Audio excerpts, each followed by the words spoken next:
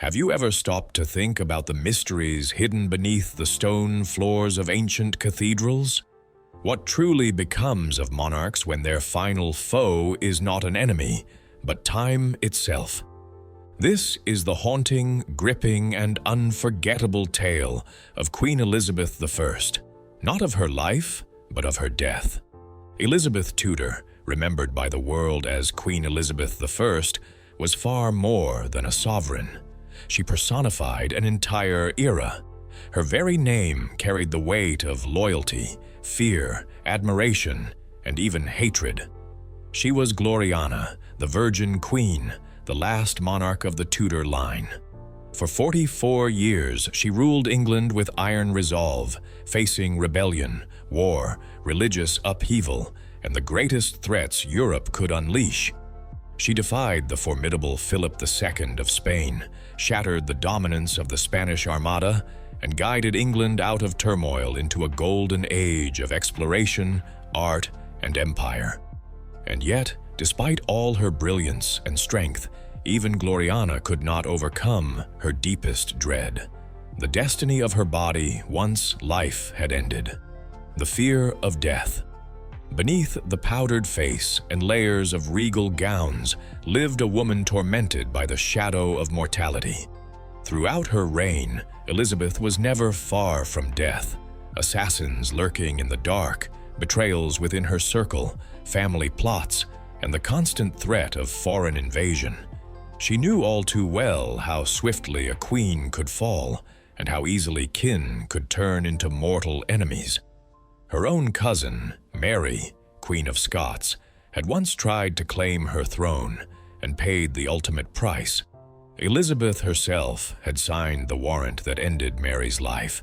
Though she appeared unwavering in public, that decision weighed heavily on her conscience until her final days.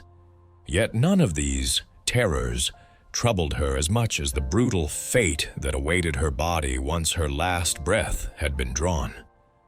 The brutality of embalming. In the 16th century, embalming was far from a gentle or respectful practice. It was brutal, invasive, and deeply violent. The body was treated less as a person and more as a machine to be dismantled. Once death came, the body was placed on a cold, unfeeling stone slab.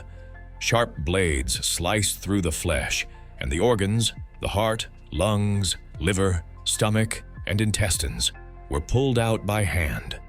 To slow the relentless march of decay, the empty cavity was then packed with costly herbs and spices, cloves, cinnamon, myrrh, and other fragrant ingredients. These were not placed as an act of reverence or ritual, but as a desperate attempt to mask the overwhelming stench of death. In her last hours, Elizabeth pleaded that her body be spared such treatment. She begged her physicians and courtiers not to cut her open, not to remove what she believed should remain intact for God. She wished to meet her Creator exactly as she had lived, whole, untampered, and unbroken. But death does not bargain. Death of a queen. On March 24, 1603, Queen Elizabeth I drew her final breath. With her passing, every command, privilege, and shield of her royal power vanished. The physicians and surgeons, bound by duty and necessity, did what had to be done. Her body was carried to the embalming chamber. There, her chest was cut open, the organs within, the heart that had borne the hopes of a kingdom, the stomach, the liver, the intestines, were all removed. In their place, pungent spices were carefully packed, filling the hollow cavity with cloves, myrrh, and other costly herbs. These measures were not carried out in reverence, but out of grim practicality, to prevent disaster. Without them, her corpse might swell and burst during her state funeral. The threat was no exaggeration. History had already recorded such horrors, coffins splitting apart, decomposed remains spilling out, turning solemn ceremonies into spectacles of horror. The embalmer could not risk Elizabeth's farewell becoming one of those dreadful scenes. or the funeral. After the embalming was finished, Elizabeth's body was dressed in deep crimson velvet, embroidered with Tudor roses, the final emblem of a dynasty now at its close. She was placed inside a massive lead-lined coffin, crafted not only to convey majesty, but also to contain what lay within. The lid was sealed, the ceremonies commenced, and the last journey of England's final Tudor monarch began. A royal barge carried her slowly down the Thames, gliding through gray waters beneath dark skies. Along the riverbanks, thousands of mourners stood in silence, their grief heavy in the air.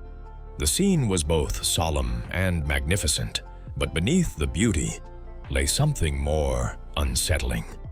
Those nearest the barge spoke in hushed tones of a faint but clinging scent, a sickly sweetness that drifted from the coffin, barely suppressed by its heavy casing.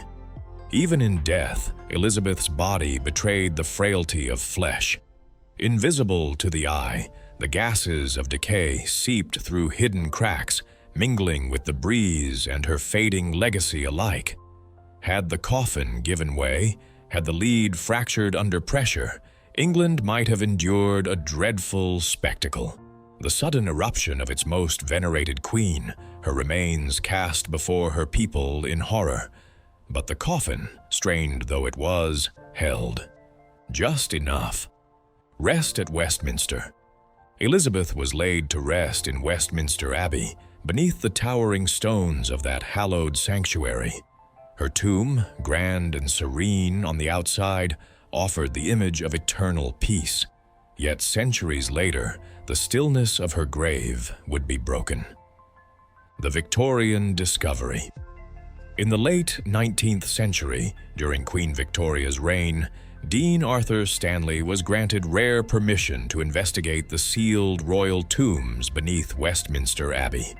The Victorian age was consumed by curiosity, eager to peel back the layers of history, sometimes quite literally. Lantern in hand, Stanley descended into the cold, shadowed realm of England's royal dead. The air was heavy, saturated with centuries of silence and decay. The walls seemed to breathe with the weight of time. When Stanley reached the chamber that held Elizabeth, he found not the splendor of a queen, but the devastation of years. The once majestic coffin had caved in. Its wooden shell had crumbled into dust, while the velvet covering, once rich and crimson, was now faded, brittle, and stained. Even the lead, forged to endure eternity, had buckled and twisted under the relentless pressure of internal decay.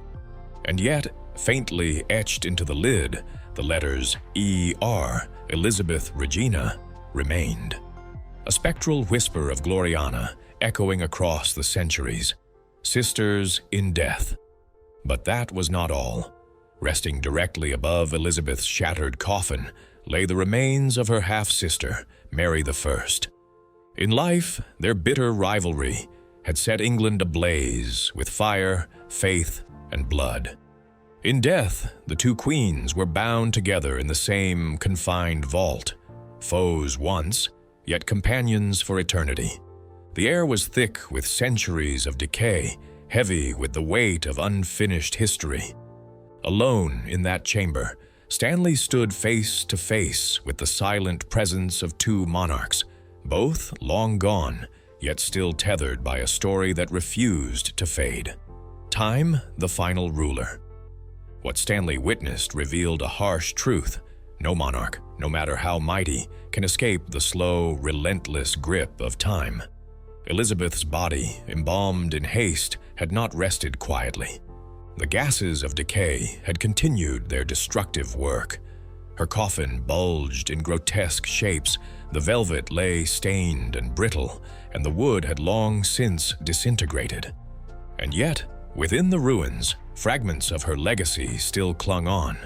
The Tudor rose, the faint traces of embroidery, and the heavy shadow of legend preserved in silence and dust. Above, the world had already moved forward. Visitors wandered the polished marble floors of Westminster Abbey, marveling at the grandeur, the music, the pageantry, unaware of the grim reality resting beneath their feet. Beneath the stones lies another story, not one of triumph, but of decay. A coffin, swollen and fragile, still cradling the remnants of a queen who once commanded seas. Elizabeth's tomb is more than a monument. It is a message, not carved in marble, but written in time itself. A warning that even the mightiest rulers must one day bow to the earth. Velvet crumbles, lead warps, and flesh, no matter how royal, succumbs to nature's relentless claim. Her legacy endures in chronicles, in portraits, in the memory of an age she defined. Yet her body, once draped in splendor, now lies in silence, its magnificence consumed by centuries of darkness. Elizabeth I, the Virgin Queen, who outwitted kings and defied empires, rests now in broken fragments. For in the end, time alone is sovereign, and not even a queen can escape its reign.